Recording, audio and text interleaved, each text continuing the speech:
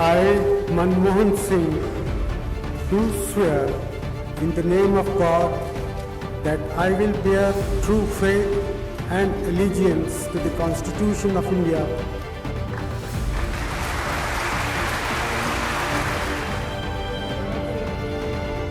Economy का golden period लाने के लिए मनमोहन सिंह की तारीफ होती रही। गांधी परिवार के साए में रहकर सरकार चलाने के लिए खूब आलोचना हुई। बीजेपी मनमोहन सिंह बोलकर मजाक उड़ाती रही। 10 साल प्रधानमंत्री रहने के बाद मनमोहन सिंह राजनीति से तो रिटायर नहीं हुए, लेकिन उन्हें आशंका रही कि पता नहीं इतिहास उनके साथ न्याय कैसे करेगा। 2014 में अपनी इनिंग्स यही कहते हुए खत्म की थी मनमोहन सिंह ने।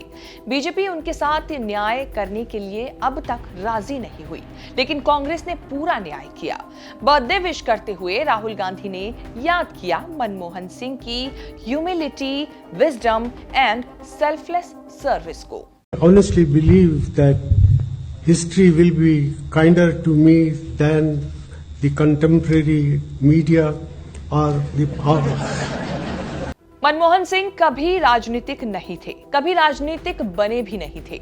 इकोनॉमिस्ट थे, इकोनॉमिस्ट पीएम, देश के रिफॉर्म मैन कहे गए। संसद में 33 साल बिताने के बाद अप्रैल में राज्यसभा से रिटायर हो गए। 92 साल की उम्र में मनमोहन सिंह की एक तस्वीर सेंसेशनल बन गई थी, जब व्हील चेयर पर बैठकर राज्यसभा की कार्यवाही में हिस्सा लेने आए थे। तब से मनमोहन सिंह की पब्लिक अपीयरेंस नहीं देखी गई। देश के पीएम होते हुए भी बहुत कम बोलने के लिए जाने गए मनमोहन सिंह। बीजेपी ने इसे कमजोरी बताकर पेश किया, नेगेटिव कैंपेन चलाया। कम बोलने के बाद भी मनमोहन सिंह जब जब बोले, देश का एजेंडा सेट कर दिया। जनवरी 2014 तक मनमोहन सिंह प्रधानमंत्री थे। चुनाव होने वाला था। मोदी को पीएम बनाने का जोरदार कैंपेन चल रहा था। हो सकता है मनमोहन सिंह को आभास हो गया हो कि तीसरी बार सरकार नहीं आ रही है। तब मनमोहन सिंह ने मोदी के बारे में धीरे से कड़ी बात बोल दी थी कि अहमदाबाद की सड़कों पर नरसंहार कराने वाले को प्रधानमंत्री बनाना देश के लिए डिजास्टर होगा। Discussing the merits of Mr. Narendra Modi, I sincerely believe that it would be disastrous for the country to have Narendra Modi as the Prime Minister. Manmohan Singh के साथ न्याय अन्याय बीजेपी कांग्रेस ने अपनी अपनी राजनीतिक सुविधा से किया। मोदी के बारे में भी 2 अलग अलग नैरेटिव बने। बीजेपी ऐसा कैंपेन चला रही है जैसे 2014 से पहले भारत में कुछ था ही नहीं। फर्क यह है कि कांग्रेस नेता होते हुए मनमोहन सिंह ने मोदी के बारे में जो भविष्यवाणी 10 साल पहले की, वही आज पूरे विपक्ष के लिए पत्थर की लकीर बन चुकी है। राहुल गांधी के साथ खड़ा होकर पूरा विपक्ष कह रहा है, नौकरी, रोजगार से लेकर हिंदू मुसलमान तक मोदी ने देश को बर्बाद कर दिया। इसका असर यह हुआ कि 2024 का जो चुनाव मोदी की गारंटी पर लड़ा गया, उसे जनता ने बहुमत से बहुत नीचे रोक दिया। 1991 के चुनाव के दौरान राजीव गांधी की हत्या हो गई। पीवी नरसिम्हा राव ने देश की बागडोर संभाली। मनमोहन सिंह नरसिम्हा राव के मास्टर स्ट्रोक थे। उन्होंने योजना आयोग के उपाध्यक्ष, आरबीआई गवर्नर रहे। मनमोहन सिंह को वित्त मंत्री की जॉब के लिए चुना। मनमोहन सिंह के करियर का यह बहुत बड़ा यूटर्न था। पहला बजट भाषण देते हुए मनमोहन सिंह दहाड़े थे। जिस आइडिया का टाइम आ जाता है, उसे दुनिया की कोई ताकत नहीं रोक सकती है। पूरी दुनिया सुन ले कि भारत को सबसे बड़ी आर्थिक शक्ति बनने का टाइम आ गया है। मनमोहन सिंह जब प्रधानमंत्री थे, तब पत्रकार संजय बारू मीडिया एडवाइजर बने थे। पीएमओ से बाहर आकर संजय बारू ने मनमोहन सिंह पर किताब लिख दी, एक्सीडेंटल प्राइम मिनिस्टर। बीजेपी सरकार बनी तो किताब पर फिल्म बन गई, accidental prime minister. Anupam Kher ने मनमोहन सिंह का किरदार निभाया था। किताब और फिल्म दोनों ने मनमोहन सिंह की इमेज ऐसे पेश की जैसे बेहद कमजोर और गांधी परिवार के इशारे पर नाचने वाले पपेट पीएम थे। कहानी इतनी तो सही है कि 2004 में मनमोहन सिंह का पीएम बनना एक्सीडेंट था। 2004 के चुनाव में अटल बिहारी वाजपेयी, लाल कृष्ण आडवाणी की जोड़ी ने इंडिया शाइनिंग का गजब माहौल बनाया था। कहीं कोई आशंका तक नहीं थी कि दोबारा अटल बिहारी वाजपेयी की सरकार नहीं बनेगी। चुनाव में शाइनिंग कांग्रेस हुई। अचानक कांग्रेस के सामने पीएम चुनने का सवाल खड़ा हो गया। सोनिया गांधी का विदेशी होना बीजेपी ने मुद्दा बनाया हुआ था। सोनिया ने पीएम का ऑफर ठुकरा दिया। नरसिम्हा राव की खोज मनमोहन सिंह को सोनिया गांधी ने अपना पॉलिटिकल मास्टर स्ट्रोक बनाया।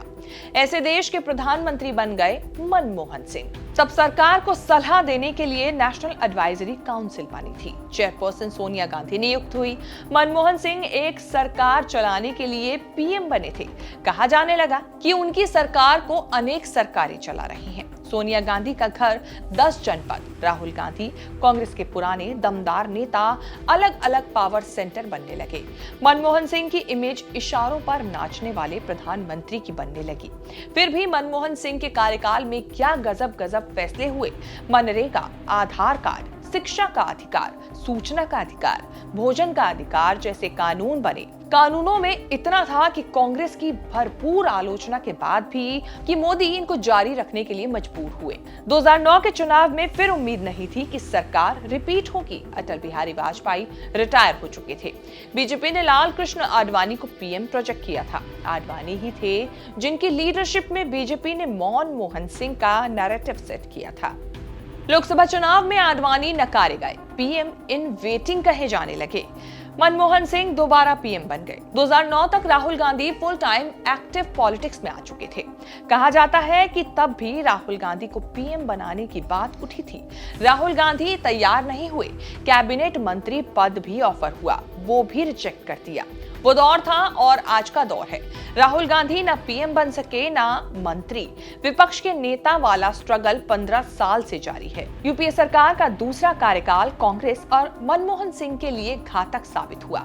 आतंकी हमले, करप्शन, घोटाले, बेकाबू महंगाई से बुरी तरह प्रेशर में आ गई सरकार।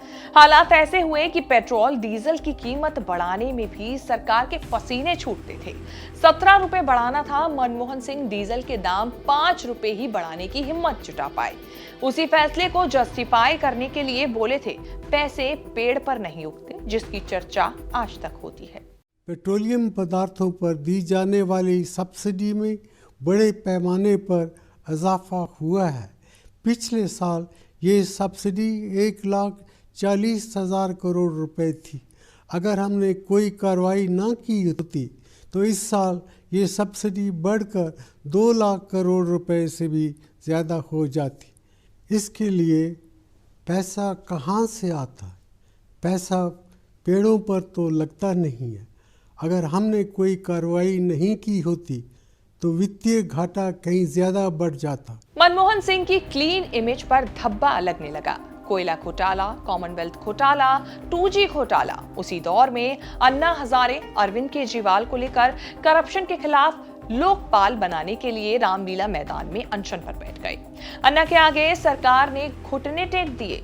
लोकपाल कानून तो बन गया, लेकिन सरकार का भरपूर डैमेज हो चुका था।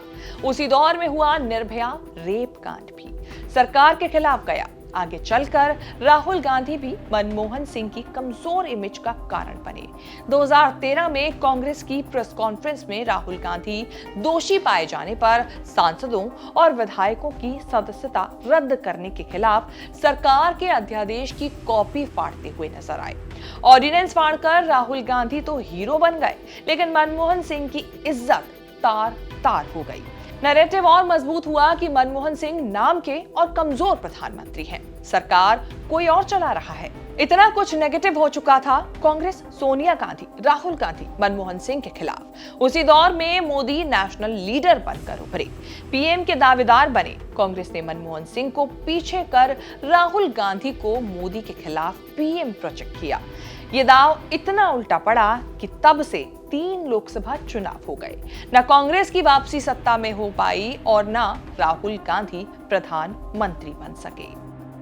आपको चर्चित चेहरा में डॉक्टर मनमोहन सिंह पर बनी हमारी ये स्पेशल रिपोर्ट कैसी लगी? अपने कमेंट हमें जरूर बताएं। इस तरह की खबरें आगे भी देखने के लिए बने रहें न्यूज़ तक के साथ।